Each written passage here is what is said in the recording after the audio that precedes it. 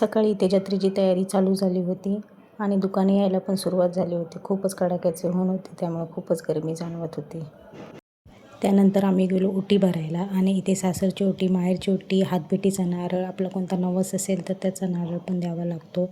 माझी सासरची ओटी भरली आणि आमचा नवस होता तो पूर्ण झाला. त्याची पण आम्हाला ओटी भरायची होती, साडी द्यायची होती, ती पण दिली. आणि माझ्या नंदाची पण ओटे असतात, पण त्यांना काही कारणांमुळे यायला जमत नाही. मग त्यांच्या इथे पण देव असतात, त्यामुळे त्यांचे पण ओटी भरावी लागते.